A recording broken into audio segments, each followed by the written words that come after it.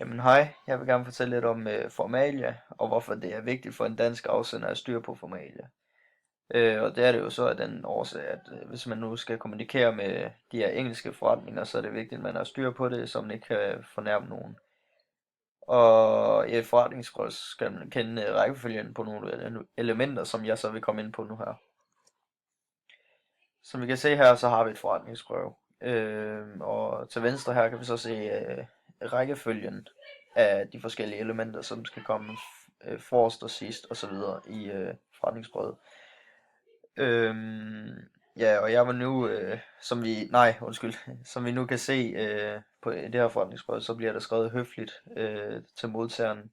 Det kan vi fx se ved linje 5, hvor den indledende hilsen kommer ind, hvor man så siger Dear Sirs. Og ja, jeg vil nu danne et overblik over det her forretningsbrev her. Brevhovedet, det er så informationer om afsenderen. Det kan fx være virksomhedens navn, adresse og telefonnummer. Og så har vi reference og dato. Referencen, det kan være forskelligt fra forretningsbrev til forretningsbrev, fordi der er forskellige typer, altså savs og ordrenummer. Og derefter så skal datoen, den skal skrives under referencen, og månederne, de skal skrives uden forkortelser, altså den skal skrives fuldt ud. Og så forbogstavet, eller begyndelsesbogstavet, det skal skrives med stort. Og det her, det er så et britisk modtager, altså det der brev, jeg viser lige før, og det betyder, at dagen, som i det her tilfælde var 23, det skal stå før måneden. Og ja, hvad er modtageradressen så? Modtageradressen, det er her, vi finder ud af, hvem modtageren egentlig er. Og så har vi den indledende hilsen.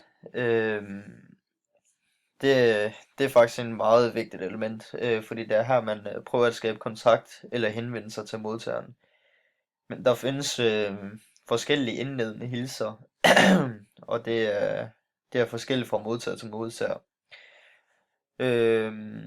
Ja, altså hvis det ikke er en specifik modtager, så er det Dear Sirs, man siger i den indledende hilsen. Og hvis det så er en bestemt person, man vil henvende sig til, men ikke kender navn eller køn på det, så er det Dear Sir eller Madam. Og så hvis det er en bestemt person og et kendt navn, så er det Dear Mr. eller Mrs. Argent, for eksempel.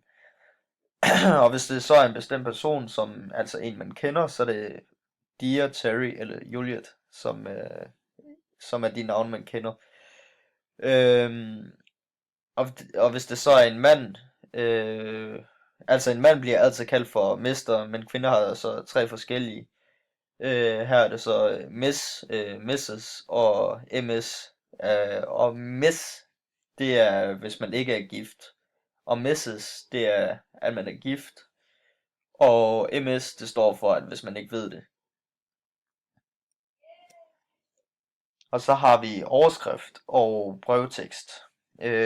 Overskriften, det skal være meget kort og præcis, så modtageren ved, hvad det her forretningsbrev det drejer sig om. Og når det så kommer til brevteksten, så skal du fortælle konkret ind til sagen. Man starter ud med en indledning, faktadel, konklusion og afslutning. Og så har vi den afsluttende hilsen.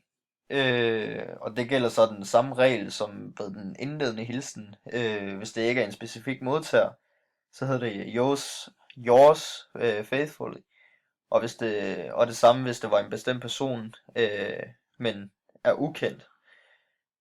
Men hvis det så er en bestemt person, som har et kendt navn, så er det yours sincerely. Og hvis det er så en person, man kender, så er det best regards. Og så kommer vi til afsender og underskrift. Man angiver, man angiver, hvem der har skrevet brevet, og selvfølgelig en underskrift. Og så, ja. Og så har vi bilagkopier. Hvis man har nogle bilag med i forretningsbrevet, så skal man skrive ENC, som står for enclosure, eller ENCS, hvis der er flere. Og kopier, det angiver man, hvis det er til en bestemt person i firmaet. Det var alt, hvad jeg havde. Tak fordi I lyttede med.